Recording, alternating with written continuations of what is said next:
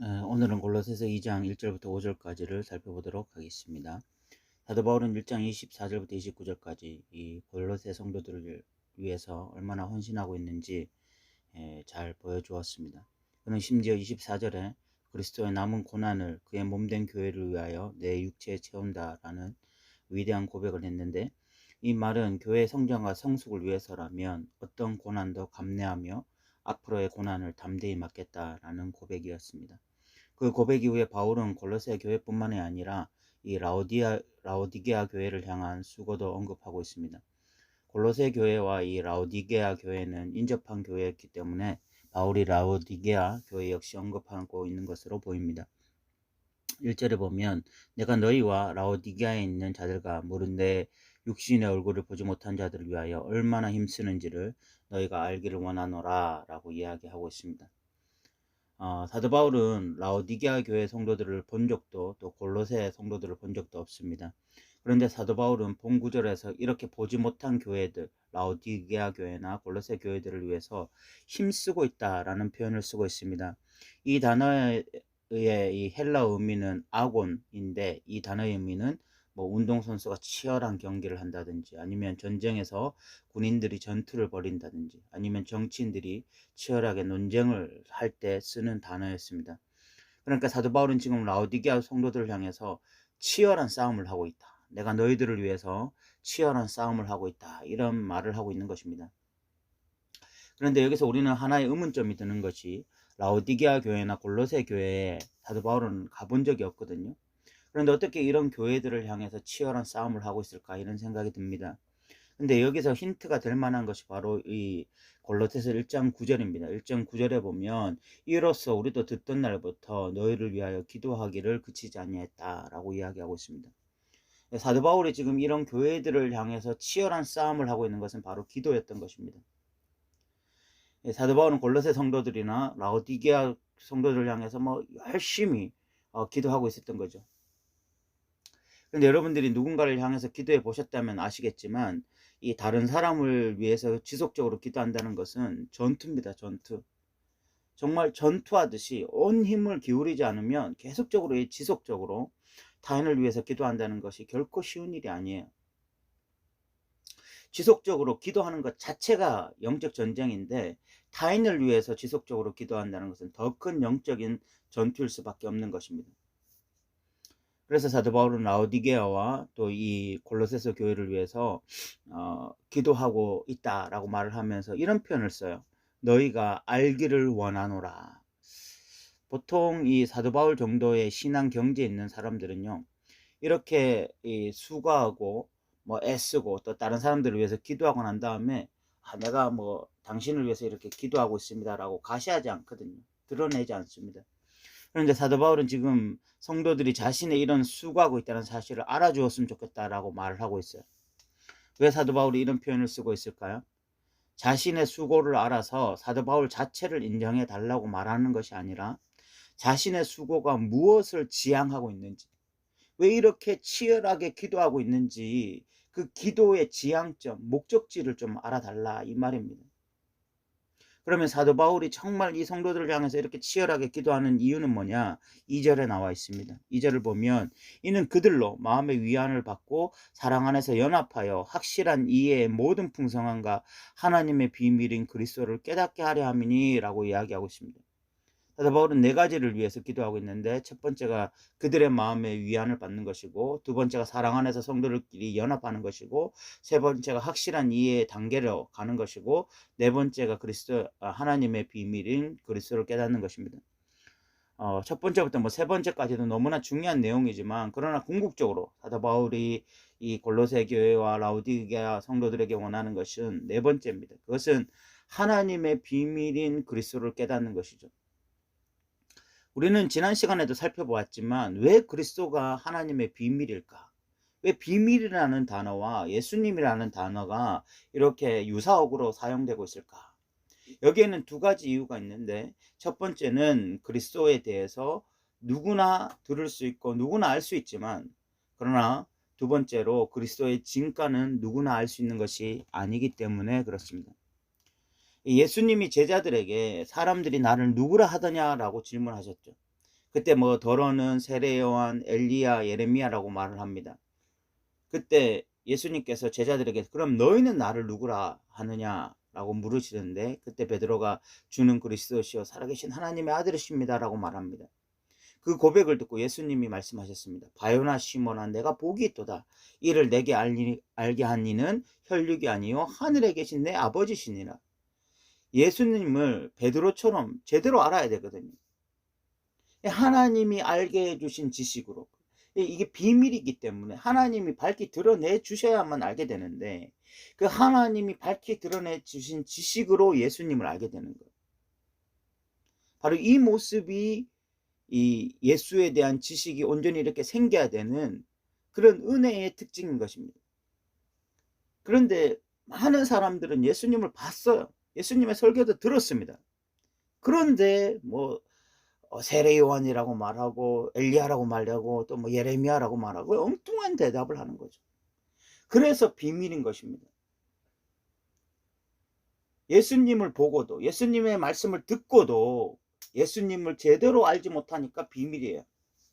또한 누군가는 이렇게 베드로처럼 예수님을 제대로 알기 때문에 또 비밀인 것입니다.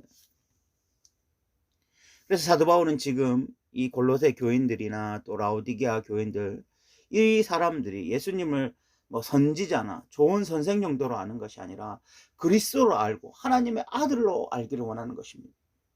그래서 이 전투하듯이 라오디게아 성도들, 골로새 성도들 위해서 지속적으로 기도하고 있는 것이죠. 그리고 3절에는 그리스도 안에 지혜와 지식의 모든 보화가 감추어져 있다라고 선언하고 있습니다.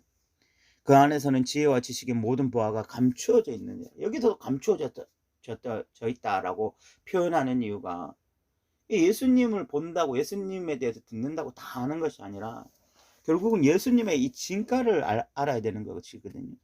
그런 의미에서는 여전히 감추어져 있는 거죠. 그런데 이렇게 예수님의 진가를 알게 되었을 때, 이 비밀인 예수 그리스도를 제대로 알게 되었을 때 어떤 일이 일어납니까? 결국 예수님의 진가를 알고 나면 예수님께 자신의 인생을 던지는 것입니다. 예수가 세상보다 더 커 보이게 되었습니다.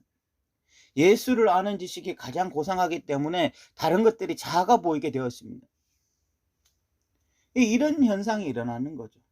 사도 바울의 고백처럼 내 주 예수 그리스도를 아는 지식이 가장 고상하기 때문에 나머지 것들을 배설물로 여긴다. 이런 고백이 실질적으로 고백이 나오는 거예요. 그럼 뭐 찬양이 뭐 나오는 거죠. 주 예수보다도 귀한 것은 없네. 이 세상 부귀, 명예, 권력 이런 것과 바꿀 수 없다.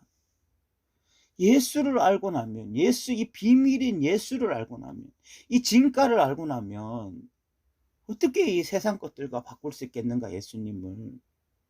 정말 제정신이 바뀌어 있다면. 그런데 그리스도인이라고 하면서 이 비밀을 모르면 사실 종교인입니다. 예수를 모르고 신앙생활하면 그냥 교회 다니는 종교인일 뿐, 신앙인이라고 말하기 어렵고, 그런 사람들의 특징은 자신의 인생을 어떤 예수님께 던지지 못하는 거죠. 4절에는 이 골로새서를 쓴 중요한 목적 중 하나인 골로새 성도들을 속이고 있는 무리에 대해서 경고가 나와 있습니다. 4절을 보면 내가 이것을 말하면 아무도 교묘한 말로 너희를 속이지 못하게 하려 함이니 라고 이야기하고 있죠. 도대체 이들이 누구인지 정확하게 파악하기가 쉽지 않습니다. 어떤 신학자들은 영지주의자들이라고 말하고, 어떤 신학자들은 또 뭐 천사 숭배자들이라고 말하기도 하고, 또 어떤 신학자들은 이 유대교의 금욕적 신비주의자들이었을 거라고 말하기도 합니다. 최근에는 이 마지막 주장이 가장 큰 신뢰를 얻고 있습니다. 아무튼 이 거짓 교사들이 누구인지 분명하게 알 수 없지만 정확하게 알 수 있는 것 하나는 바로 이들의 메시지가 예수님에 대한 이 탁월성을 보지 못하게 하는 그런 안개와 같은 메시지였으면 틀림없습니다. 예수가 아니라 인간을 보게 만들고 인간의 공로나 의에 집중하게 만드는 메시지였으면 틀림없는 것입니다. 그래서 사도 바울이 지금 하나님의 비밀인 그리스도에 대해서 끊임없이 말을 하고 있는 거죠. 그런데 오늘날 교회 안에서도 유사한 일들이 참 많이 일어나고 있죠. 뭐 번영 신약, 뭐 실용주의, 기복주의, 신비주의, 이런 것들이 예수님이 아니라 자꾸만 뭐 물질을 보게 하고 규모를 보게 만들고 세상의 것들을 보게 만들고 어떤 신비한 영적 현상들에 집중하게 만듭니다. 그러면서 정작 예수님은 신앙생활에서 중심부가 아니라 주변부로 밀려나는 현상들이 나타나는 것이죠. 그런데 사도 바울은 아무도 교묘한 말로 너희를 속이지 못하게 하라라고 말씀했습니다. 한마디로 너희는 어떠한 상황에서도 이 속지 말고 예수 중심의 신앙생활을 해야 한다고 말한 것입니다. 오늘날도 마찬가지죠. 뭐 번영주의다, 실용주의다, 기복주의다, 신비주의다 이런 것들이 판을 치고 있다 할지라도 정말 우리가 진리로 무장해서 이런 것들에 속아 넘어가지 아니하고 여전히 예수 중심의 신앙생활을 해야 되는 것입니다. 5절에는 사도 바울이 골로새 교회가 끝까지 진리를 붙잡고 승리할 것을 기대하고 격려하는 내용이 나와 있습니다. 이는 내가 육신으로는 떠나 있으나 심령으로는 너희와 함께 있어 너희가 질서 있게 행함과 그리스도를 믿는 너희 믿음이 굳건한 것을 기쁘게 봄이라. 사도 바울은 이 골로새 교회와 라오디게아 교회가 이런 거짓 메시지들이 판을 친다 할지라도 결국 이 사람들도 그리스도에 대한 비밀을 안 자들이기 때문에 이 하나님의 비밀인 그리스도를 알았기 때문에 다른 엉뚱한 것을 붙잡지 않고 엉뚱한 것에 휘둘리지 않고 결국은 끝까지 예수 중심의 신앙생활 잘 감당할 것이다 라고 확신하면서 격려하고 있습니다. 오늘 우리는 이 사도 바울이 또 골로새 교회와 라오디게아 교회를 위해서 기도로 전투하고 있다라는 것에 대해서 살펴보았습니다. 그 기도의 핵심 목표는 그들이 예수님의 진가를 아는 것, 예수님을 제대로 아는 것. 그래서 그 진가를 제대로 알아서 거짓 메시지를 분별하고 끝까지 바른 신앙생활 하는 것, 예수 중심의 신앙생활 하는 것, 그것을 사도 바울이 기대하고 있는 것을 우리가 살펴보았습니다. 여러분, 아무리 잘못된 메시지가 난무하고 엉뚱한 자리로 가는 사람이 많다 할지라도 이렇게 전투하듯이 기도하는 사람들이 있고 스스로 예수님의 진가를 알게 되고 그래서 우리가 어떤 이 거짓 메시지를 분별할 수 있고 이런 어떤 진리의 깨달음이 있는 자들이라면 어떤 시대를 막론하고라도 여전히 믿음으로 승리하고 끝까지 믿음으로 승리하는 자들이 될 줄로 믿고 기대합니다. 우리 더 누린 교회 성도들도 정말 오늘날과 같이 뭐 실용주의, 번영주의, 기복주의, 신비주의 뭐 이런 것들이 난무하는 이 시대 가운데서도 우리가 교묘한 그런 말들이 우리를 미혹하지 못하게 하고 결국 이 하나님의 비밀인 그리스도를 온전히 붙잡아서 끝까지 믿음으로 승리하는 저와 여러분 되셨으면 좋겠습니다. 들어주셔서 감사합니다.